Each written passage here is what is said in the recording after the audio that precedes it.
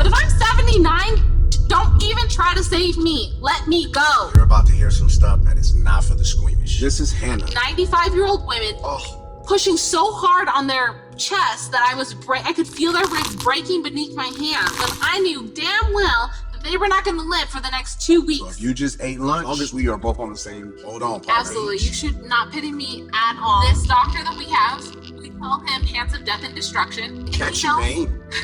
If he knows that his patient's not going to survive on the table, he will transfer his patient so that way they can die on the floor and not ruin the surgeon's patient success rate. This is graphic material. You can finish that thought if you want. Okay, well, like, if there was an apocalypse, let's say there's a zombie apocalypse, I want to be patient zero. That's not an enjoyable existence to me. I want to be put down. That's it. So many medical horror stories. You have to account for human error. I have had patients transferred to the floor with, like, literal tissues stuffed in their chest wide open. I can see their heart beating in their chest. This has been an enlightening, a little bit sad. If it's not 80 to 90%, let me die on the table, I'm dead. Like, I don't even want to be kept alive. Do not resuscitate, let me die. What is more important? Let me die. Let me die in peace. Do not break my ribs in order to keep me alive. Enjoy the ride.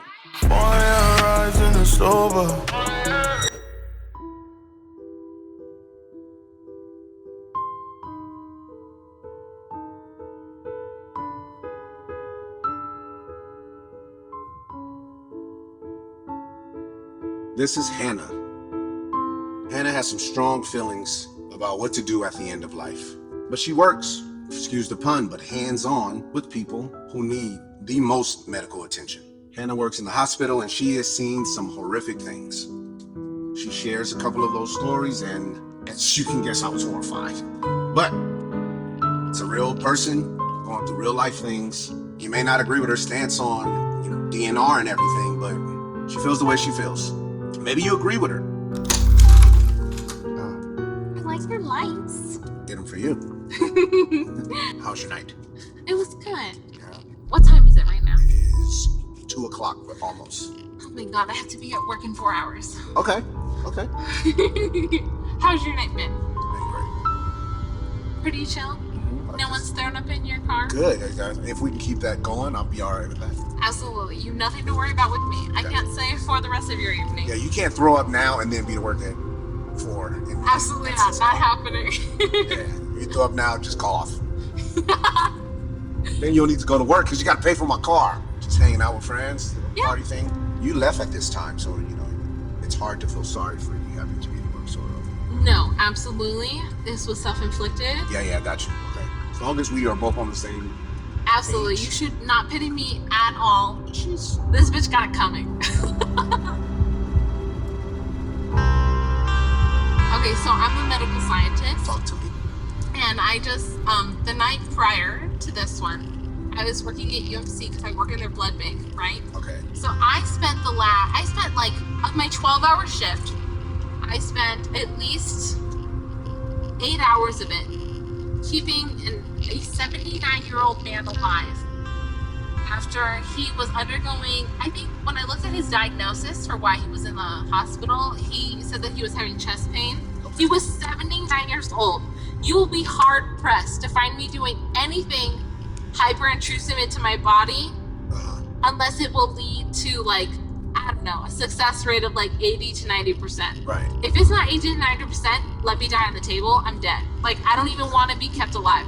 Do not resuscitate, let me die.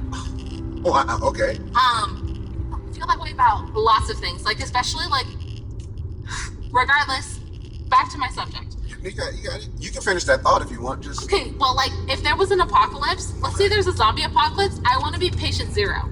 That's it. Not a survivor. Take me out first. Absolutely, I'm not a survivor. What are you doing? I don't want to see everybody out walking around and not talk to me anymore. No, and I don't want to be like looking over my shoulder or like peering around corners to see if there's some type of zombie that's going to attack me. Absolutely not. That's not an enjoyable existence to me. I want to be put down. That's it.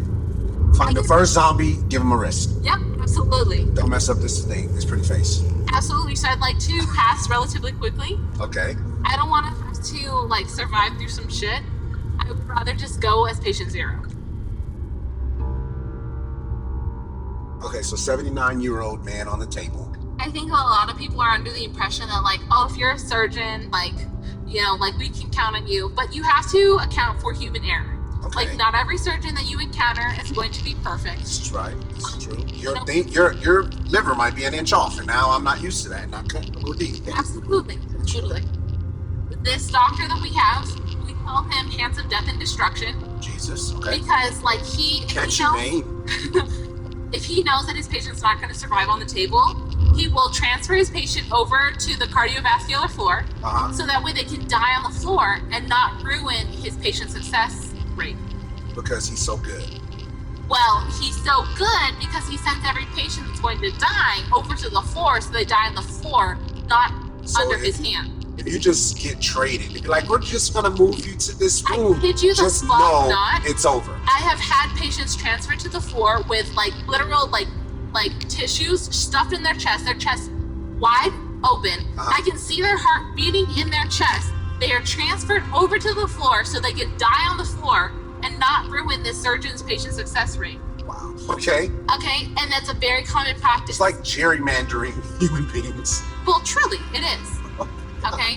Oh my God. This man this patient is under the care of this physician. Yeah.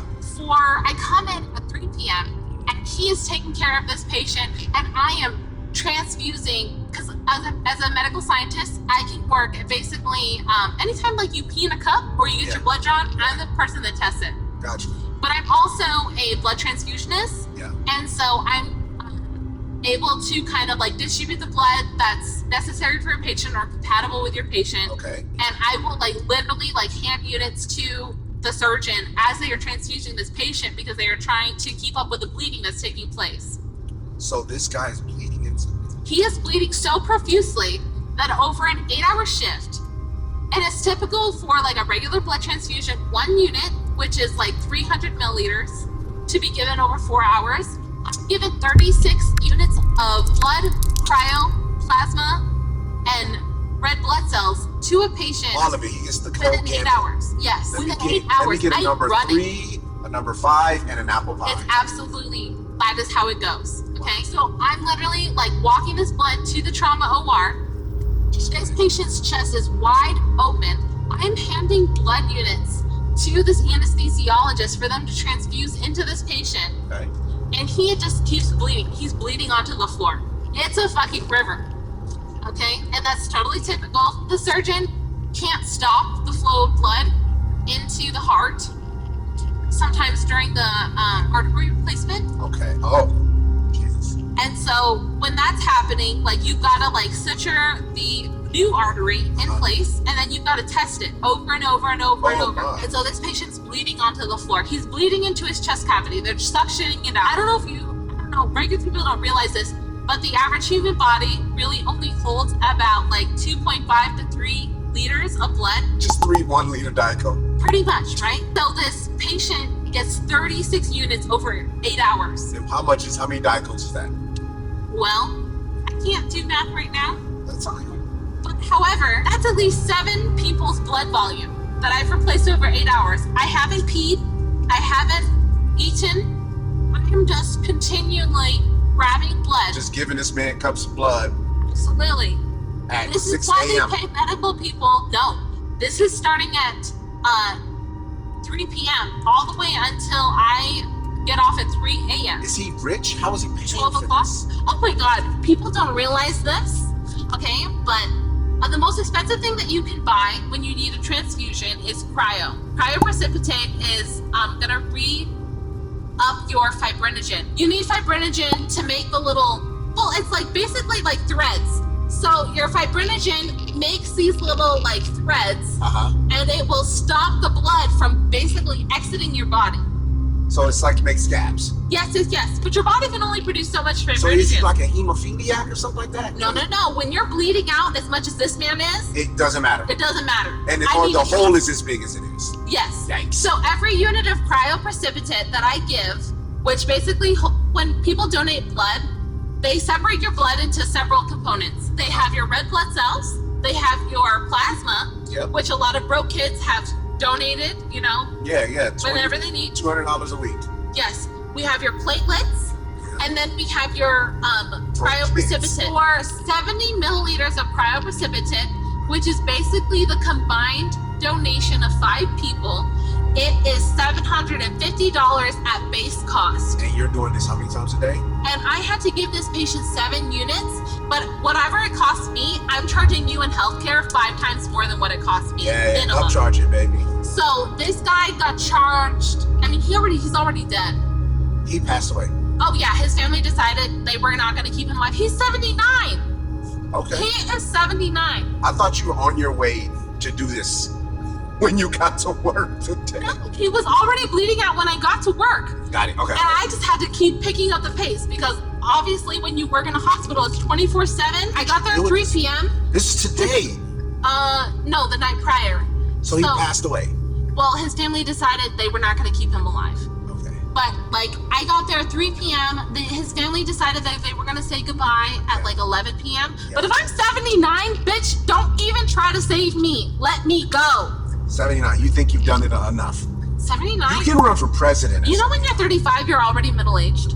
Okay. The average human life expectancy is what, 72? You're just making me feel great about my age. Well, no, don't feel that way. They tell you that the average human life expectancy is 100, so they tell you that when you're 50, you're middle-aged. No, bitch. 35. When you're 37, you're already middle-aged. It's up for you. Yeah, this is the latter end of your life. Downhill. Put your hands in the air and enjoy the ride. And wave them like you just don't care. Because you shouldn't. If I reach the point where I'm past retirement and I'm 72 years old, I will be damned before I let any of my family members keep me alive. I was a CNA when I was 17. How many times I had to do CPR on 90-year-old women and I was breaking their ribs. Okay? Because their family couldn't deal with the fact that their family was dying, so they would make them a full resuscitation. So I would be on top of these 90-pound, 95-year-old women, pushing so hard on their chest that I could feel their ribs breaking beneath my hands. Stop it. Trying to resuscitate them when I knew damn well that they were not going to live for the next 2 weeks. Okay? After that. Yeah, because longevity of life versus quality of life, what is more important? Let me die. Let me die in peace. Do not break my ribs in order to keep me alive. Yeah. I would rather be dead. Oh my God. That's so dark. I'm so sorry. You're literally, it's what? It's 2:13 in the morning, and I'm giving you a spiel on. No. Please do not keep me alive. No. This has been an enlightening, a little bit sad, but nonetheless an amazing ride. And I'm going to ask you the toughest question. You're 80-something years old, and you want somebody beating your chest in just so your family can have another week or another month to say something to you? And what would that do to them financially? What does that do to them emotionally? Letting go is a tough thing. We've all lost somebody. The harsh part about reality is that's a part of life. So you must cherish people while they're here, because when it's time, you may not have the final say. I make content. I do a YouTube channel, and you are full of a lot of energy. Oh my God. And I wanted to know I would love to share your story. Oh my God, can you smooth out my face? Sure. Okay, smooth out my face, you can totally share what I said. What? Okay. What did I say during this trip? What do I look like? Can I see? You're gorgeous. No, but like for real. You want a mirror? I mean. Okay, well, all I see is my big ass face. But, okay. Hannah, it has been a pleasure, and I hope you make it to 82. Oh my God. Healthy, though. Healthy. I didn't even thinking that I was gonna go. Okay, go ahead. Healthy. Oh, CabManJames. CabManJames. You're in a cab. I'm a man. My name is James. Okay, James. It was a pleasure to meet you. It's a pleasure. Thank you. It's great. Wow.